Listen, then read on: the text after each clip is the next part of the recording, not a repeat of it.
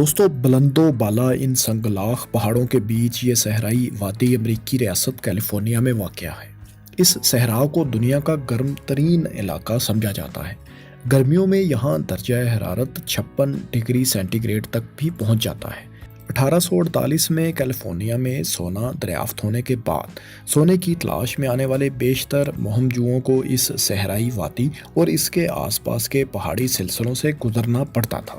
ایسا ہی ایک گروہ اکتوبر 1849 میں راستہ بھٹک کر اس وادی میں کہیں کھو گیا تھا۔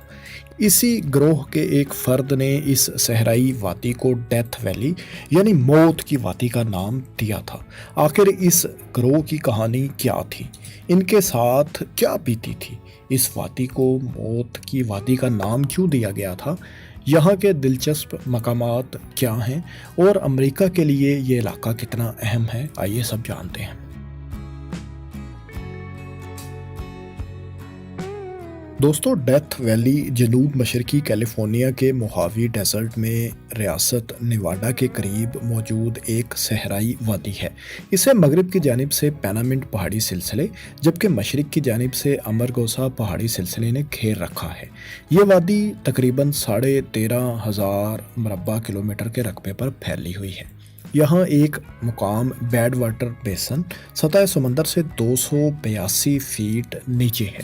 اسے شمالی امریکہ کا لوئسٹ ترین پوائنٹ بھی مانا جاتا ہے۔ کہا جاتا ہے کہ اس جگہ پر صدیوں پہلے ایک جھیل ہوا کرتی تھی جو گرمی کی وجہ سے خشک ہو گئی۔ امریکہ کے موسمیاتی اداروں کے مطابق 10 جولائی 1913 کے دن یہاں درجہ حرارت 56.7 ڈگری سیلسیس ریکارڈ کیا گیا تھا، جو کہ اب تک زمین کے اوپر ریکارڈ کیا گیا سب سے زیادہ درجہ حرارت ہے۔ دوستو ویسے تو آپ سوچ رہے ہوں گے کہ اس صحرا میں دور دور تک اجاڑ اور بیابان گرم ریتلی زمین ہوگی، لیکن ایسا نہیں ہے۔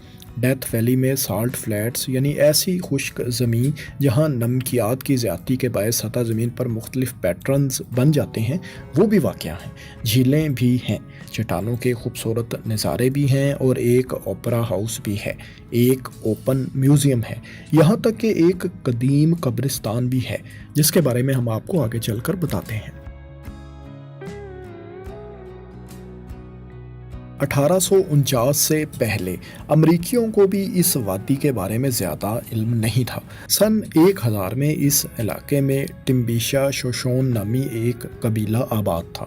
ماہرین کا یہ دعویٰ ہے کہ اس دور میں یہ ڈیتھ ویلی صحرا نہیں تھی بلکہ ایک سرسبز علاقہ تھا۔ وقت کے ساتھ ساتھ یہ زمین صحرا میں تبدیل ہوتی گئی اور یہاں کے لوگ دوسرے علاقوں کا رخ کر گئے۔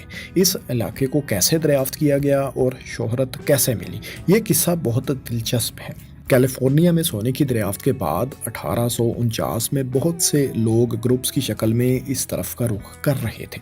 کیلیفورنیا ان دونوں ایک غیر آباد علاقہ تھا۔ اس کے بڑے شہروں جیسا کہ San Francisco, Los Angeles, San Diego وغیرہ کے تو نام تک لوگوں کو معلوم نہیں تھے اور یہاں آبادی بھی نہ ہونے کے برابر تھی۔ ان شہروں کو آباد کرنے میں کیلیفورنیا گولڈ رش کا ہی کردار سب سے اہم رہا ہے۔ اگر آپ کیلیفورنیا گولڈ رش کے بارے میں تفصیل سے جاننا چاہتے ہیں تو اس پر ہماری یہ تفصیلی ویڈیو آپ دیکھ سکتے ہیں۔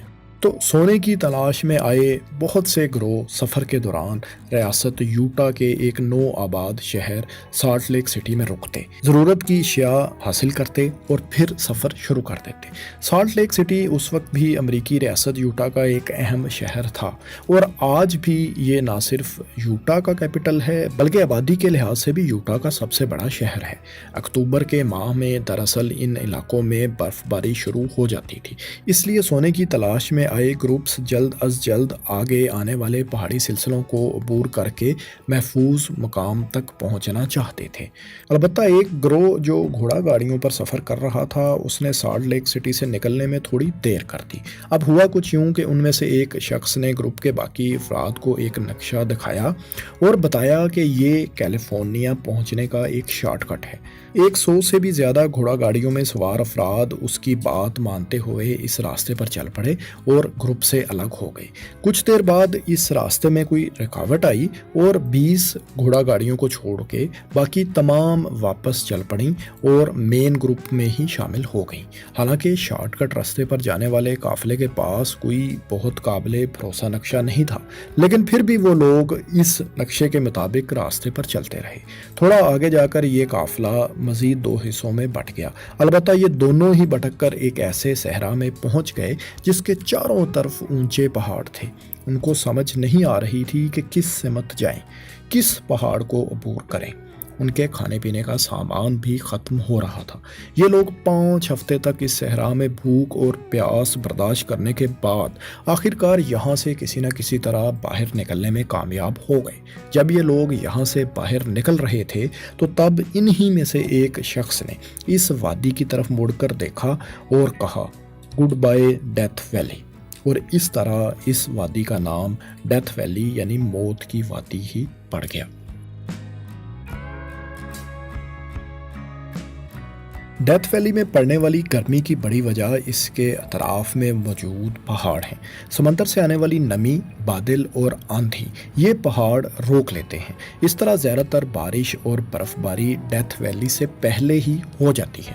جب تک یہ ٹھنڈی ہوا ڈیتھ ویلی میں داخل ہوتی ہے تب تک اس کی نمی ختم ہو چکی ہوتی ہے اور یہ گرم ہوا میں تبدیل ہو جاتی ہے۔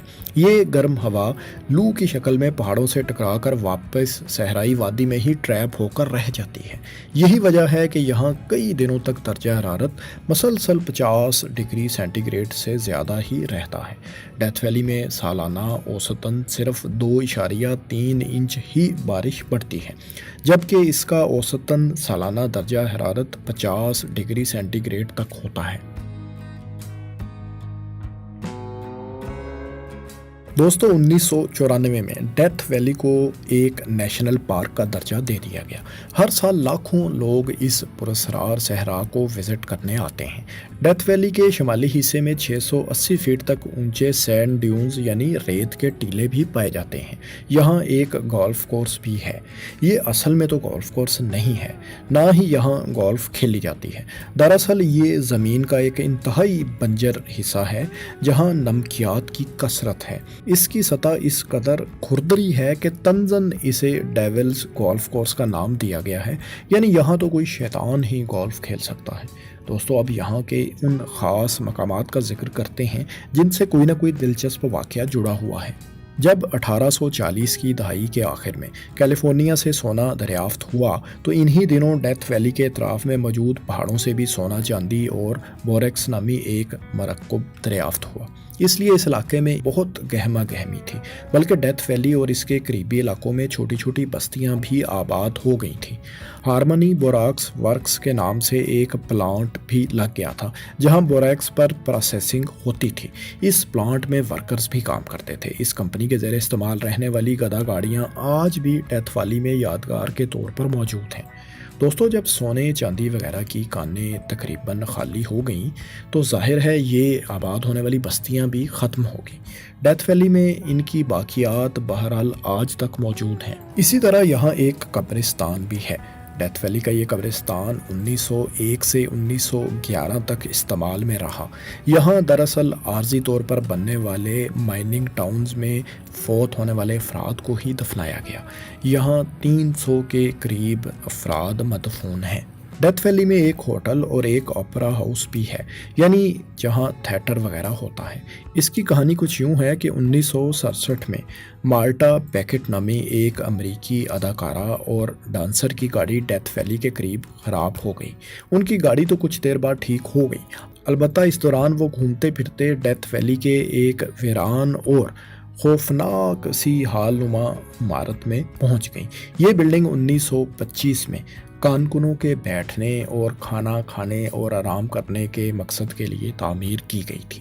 مالٹا نے اس بلڈنگ کی مرمت کروائی، یہاں خوبصورت پینٹنگز لگوائیں، ہوٹل بنایا، یہاں تھیٹر قائم کیا اور خود ہی اس تھیٹر میں رقص بھی کیا۔ یہاں ظاہر ہے کوئی آڈینس تو آنی نہیں تھی، لیکن مالٹا نے ویرانے میں موجود اس عمارت کو ایک نئی زندگی دی۔ آج لاکھوں سیاح ڈیتھ ویلی میں اس اوپرا ہاؤس کی سیر کرنے آتے ہیں۔ بہت سے لوگوں کا یہ بھی خیال ہے کہ اس عمارت میں भूत प्रेत भी रहते हैं। इसी से मिलता जुलता एक और वाक़या भी मशहूर है। 1980 में ना जाने बेल्जियम से आए एक आर्टिस्ट ग्रुप को क्या सोची कि उनको इस सहराई इलाके में मुजस्समा नस्ब करने का ख्याल आया। 1984 में यहाँ मुजस्समे नस्ब भी कर दिए गए। ये सफ़ेद रंग के अजीबो गरीब मुजस्समे इस सहरा में आज भी देखे जा सकते हैं। इसके अलावा यहाँ एक 2000 फीट लंबी सुरंग भी है। इस सुरंग को विलियम श्मिट नामी एक शख्स ने बगैर किसी बड़े औजार के महज अपने हाथों से 38 साल के तवील अरसे में साल 1938 में मुकम्मल किया। बाज़ लोग कहते हैं कि वो इस सहरा को मेन रोड से जोड़ना चाहता था या फिर शायद वो किसी ख़जाने की तलाश में था। 38 साल में उसे ख़जाना मिला या नहीं, ये तो विलियम ही बता सकता है। अलबत्ता वो 1954 में इंतकाल कर गया था। 1884 में वाल्टर स्कॉट नाम का एक 12 साल लड़का यूके में अपनी फैमिली छोड़कर निवाडा में अपने भाई के पास आ गया। अलबत्ता कुछ अरसे बाद जब स्कॉट माली तौर पर मुस्तहकम हुआ तो वो कैलिफोर्निया की सोने की कानों में दिलचस्पी लेने लगा। इसी सिलसिले में वो डेथ वैली भी आया और ना जाने उसे इस खुश्क और बंजर इलाके में क्या अच्छा लगा कि वो यहीं का होकर रह गया। उसने यहाँ 1922 में अपने लिए एक 2 मंजिला महल भी तामीर करवाया। वो अक्सर यहाँ आकर ठहरा भी करता था। स्कॉट तो 1954 में दुनिया से चला गया। अलबत्ता इसका ये महल आज भी स्कॉटिश कैसल के नाम से मशहूर है। डेथ वैली में आज के मेयार का एक उम्दा तरीन होटल भी है जो सियाहों के लिए कायम किया गया है। इसके अलावा यहाँ बहुत से दिलफरेब और ख़ूबसूरत लैंडस्केप्स हैं। अलबत्ता यहाँ की बेइंतहा गर्मी को सियाह आसानी से बर्दाश्त नहीं कर पाते। जुलाई 2023 में डेथ वैली में एक कार के अंदर बैठा 71 साल शख्स गर्मी के बायस जान खो बैठा, जबकि बाज़ औक़ात सियाह GPS का इस्तेमाल करते हुए सहरा में ऐसी जगह पर पहुँच जाते हैं जहाँ आगे कोई रास्ता ही नहीं होता। 50 डिग्री सेंटीग्रेड में इतने बड़े सहरा में खो जाना ख़तरनाक भी हो सकता है।